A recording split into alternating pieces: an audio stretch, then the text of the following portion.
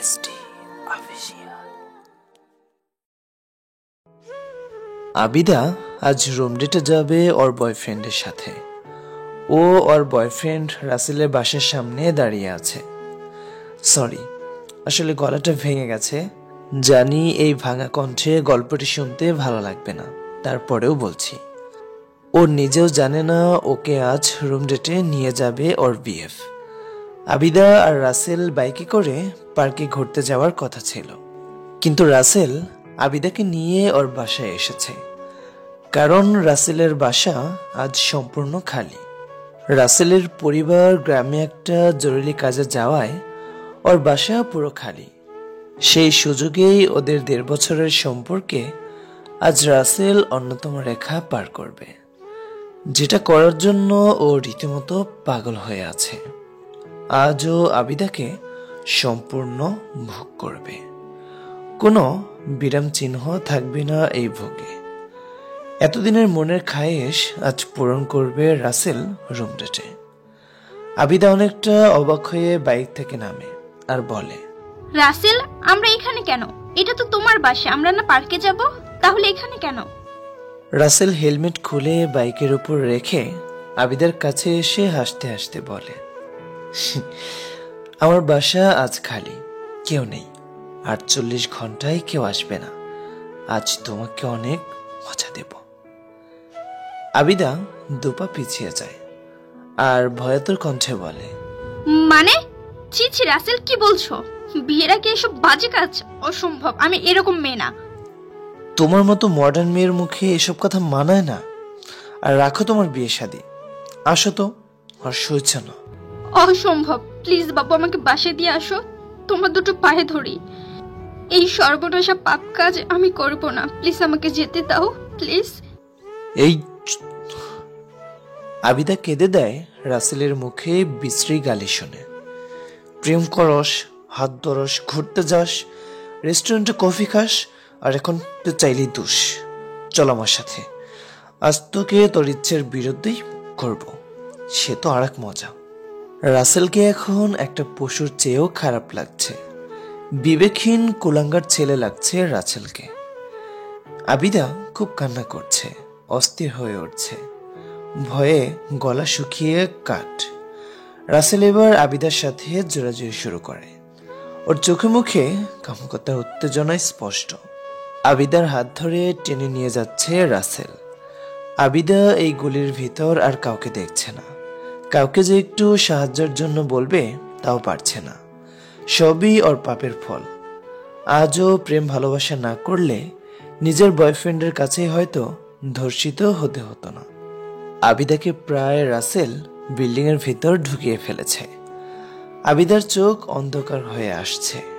সব আশা ভরসা শেষ, কারণ আবিদা বুঝে গেছে এই রাসেল কখনো ওর হবে না। এতদিন শুধু ওকে করার জন্য ওর সাথে প্রেমের অভিনয় করেছে। আবিদা হারিয়ে যাচ্ছিল, কিন্তু হঠাৎই ও দেখে একজন টুপি আর পাঞ্জাবি পরা লোক হেঁটে যাচ্ছে।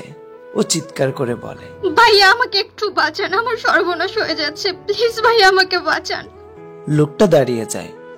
রাসেল আবিদার মুখ চেপে ধরে, ওদের দিকে তাকায়। আবিদা অঝরে কাঁদছে।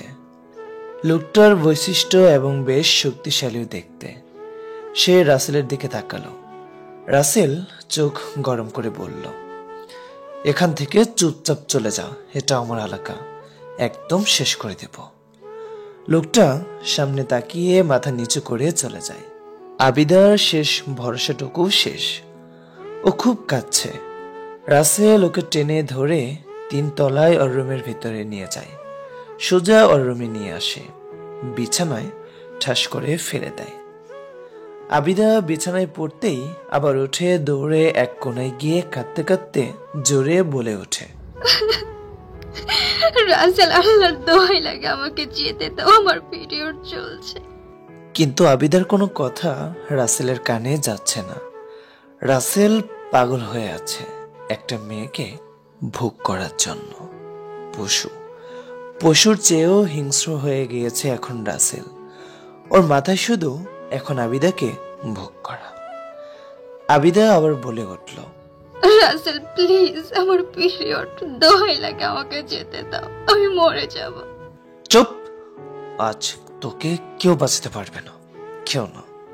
ইতিমধ্যেই ঠাস করে পেছন থেকে 5 জন পুলিশ এসে রাসেলকে ধরে কষিয়ে কয়েকটা মায়ের দেয়। তারপর আবিদাকে উদ্দেশ্য করে বলে, ভয় পাবেন না, আপনি এখন সেফ। এর মধ্যেই তাদের পেছন থেকে সেই টুপি আর পাঞ্জাবি পরা লোকটা সামনে আসে। পুলিশ তাকে দেখে বলে, ধন্যবাদ আপনাকে এই লোকটাকে হাতে হাতে ধরিয়ে দেওয়ার জন্য। তখন সেই হুজুর লোকটি বলল, সব মহান আল্লাহ তাআলার ইচ্ছা, ওনার ক্ষতি হতে যাচ্ছিল, আল্লাহ তাআলা আমাকে পাঠিয়ে দিয়েছেন, শুকরিয়া তার কাছে। পুলিশ আবিদাকে উদ্দেশ্য করে বলল, জি আপনি আমাদের সাথে আসুন, রিপোর্ট করতে হবে। তারপর পুলিশগুলো রাসেলকে নিয়ে চলে যায়। আবিদা আর সেই লোকটা আছে। লোকটা যেতে নিলে আবিদা তাকে আস্তে করে ক্লান্ত মাখা কণ্ঠে ডাক দেয়, এই যে শুনুন। লোকটা অন্যদিকে ফিরে মাথা নিচু করে দাঁড়িয়ে যায়, মানে সে আবিদাকে দেখতে চায় না। আবিদা ব্যাপারটা বুঝতে পারে, ওর কাছে খারাপ লাগে। ও বলে উঠল, জানি আপনি আমাকে খারাপ মেয়ে ভাবছেন, কিন্তু আমি আসলে খারাপ মেয়ে না, আমাকে মাফ করবেন। লোকটা আস্তে করে অন্যদিকে ফিরেই বলল, দুঃখিত, আপনি ভুল ভাবছেন, আমি আসলে কোনো মেয়ের দিকে তাকাই না। আবিদা বেশ অবাক হয়ে যায়। ও আবার বলল, আচ্ছা, আপনি তো নিজেই আমাকে বাঁচাতে পারতেন, তা করলেন না কেন?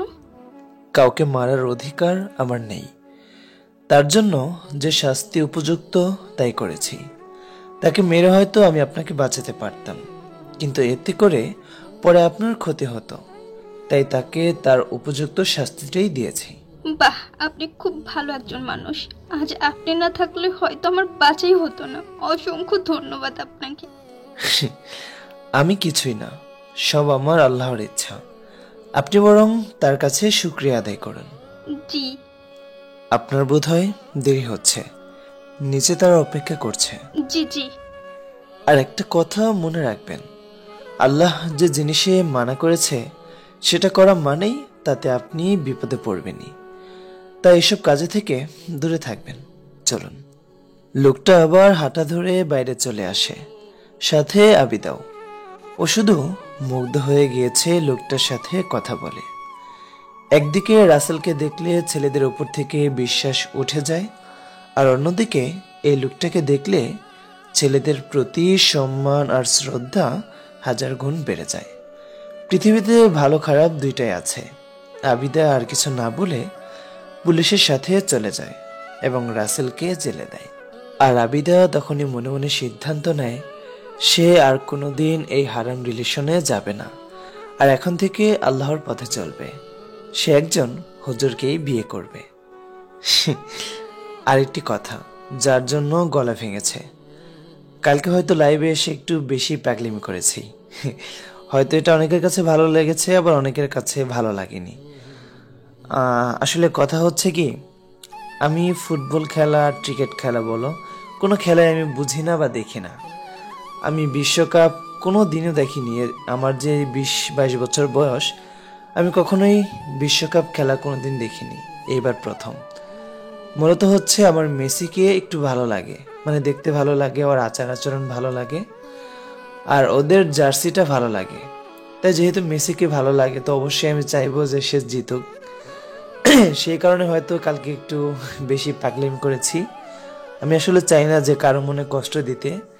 যদি সেই পাগলামির কারণে কেউ কষ্ট পেয়ে থাকো তাহলে সরি, আর ওই পাগলামিগুলো কেউ খারাপ চোখে দেখবে না প্লিজ। আমাদের বাংলাদেশে আর্জেন্টিনা আর ব্রাজিল এই দুইটাই হয়তো বেশি মানুষ সাপোর্ট করে। তো আমার পাগলামিগুলোর জন্য হয়তো যারা ব্রাজিল সাপোর্ট করো তারা হয়তো আমার উপর ক্ষেপে আছো বা আমার আচার আচরণে কষ্ট পেয়েছো। আসলে এগুলো নিয়ে কেউ কষ্ট পেও না। আসলে তখন একটু বেশি পাগলামি করে ফেলেছিলাম। আমি কিন্তু আসলে এরকম পাগলামি কখনো করি না।